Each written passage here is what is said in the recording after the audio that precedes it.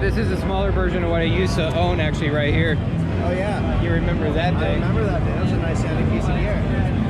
You didn't like it though. You weren't happy with it. No, only one type of filter. Oh. I was like, nah.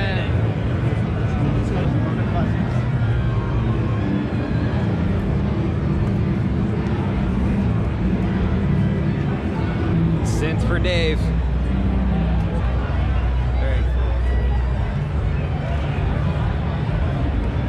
Damn, they got a lot of vocals now. And they all talk to each other. That's really cool. And if you ever want 5-pin MIDI. Yeah, exactly. For when you really need it. For when I want to play it with my push. Where's the stylus, man? Or as we say in Canadian, I gotta go to the washroom. I don't know about you guys, but I'm hydrated as fuck. Oh shit!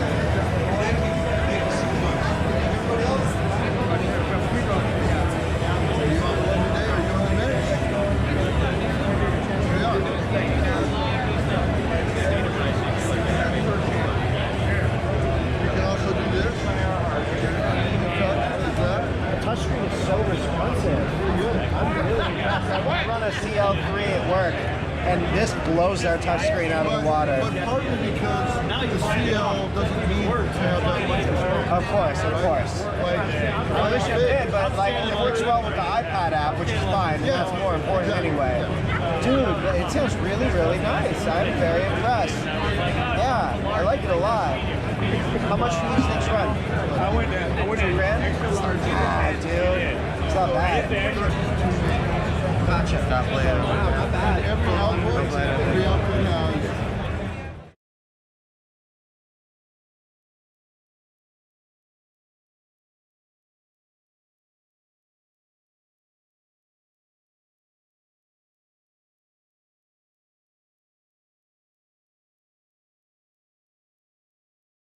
No, like, it's weird because, like, when I first got introduced to Devin Townsend was, like, about 10 years ago through one of my current bandmates that I was a bandmate with in a different band.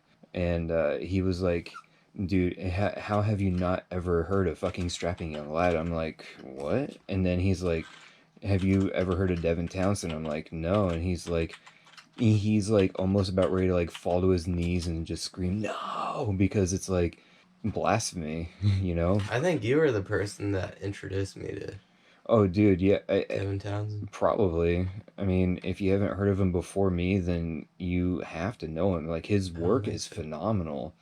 I don't know how he goes about doing this with, like, he's got like a spiritual balance within himself that he's been finding for years and years, and he's always keeping it in check somewhere somehow. But with his work history, going as far back as like Steve Vai, and breaking off from that at a certain point, I guess, and going off to do Strapping Young Lad as his own thing and whatnot. Oh yeah, Addicted. That is a damn good album. I'm just gonna tell you that. This is probably my favorite song that you've discovered through him. Which one, Hyperdrive? In the end, though, I mean, anything that Devin's ever done, like, I've never heard him do a single thing wrong. But essentially, it's this tone that he uses a lot, apparently. The And I think he said it's a Roland amp. the JP100. No, the GP100. My bad. I'm GP. thinking like JP on a level of like the let's just go JP8000. Roland 100. Okay, No, it's not a keyboard. GP. GP 100. Go to images. Yep, that's exactly it. Either it was the self-titled SYL or it was Alien or something like that. Like somewhere around that era, when getting into his work and hearing what he was doing and what he was able to do, my gateway into him officially was a hybrid of Addicted along with City and Strapping Young Lad, and I think maybe a little bit of Alien. And then that was around the time when he was working on Deconstruction. Deconstruction was what sold me like 100% on I want to be around musicians that have brains like that.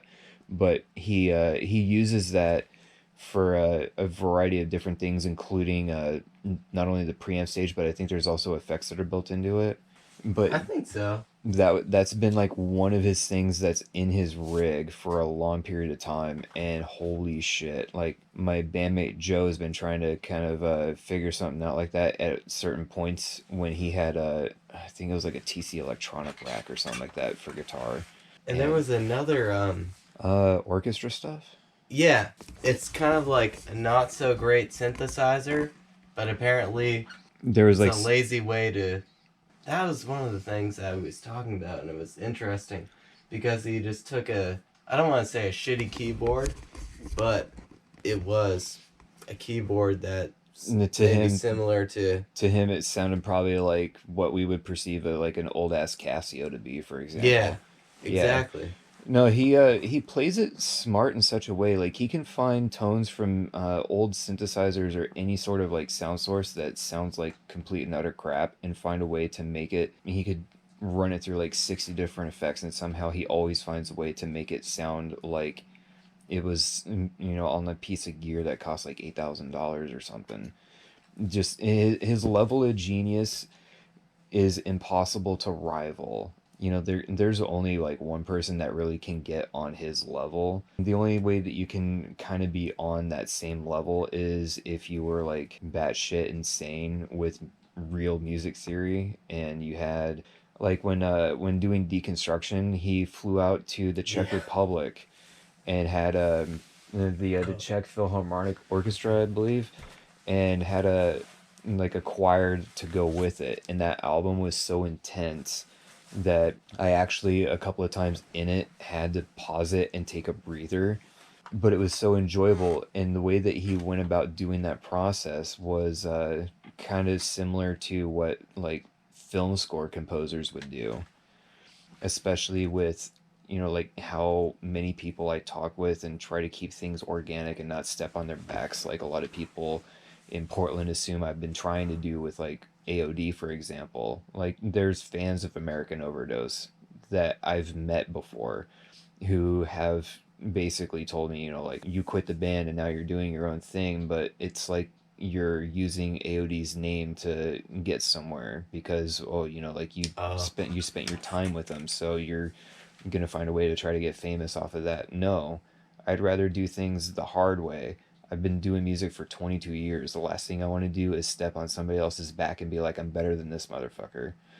And I've already, at this point, 4 or 5 fans of AOD that I no longer talk to and probably will never interface with again. They were like the people that, at least when they were presenting me with this whole argument of, oh, you're riding their coattails, like it just, every time it was a reminder, like, no, I'm doing this shit whether or not if I don't even succeed at all by the time I die. And I'm going to use this as a means to helping other people find out how to succeed faster where maybe I've failed for 22 years. And I don't care if I wind up tuning into like all of those things that I try to teach people from time to time so that they have an understanding, or at least have a means to apply some of the learned knowledge and use that to their advantage and kind of pave their own path.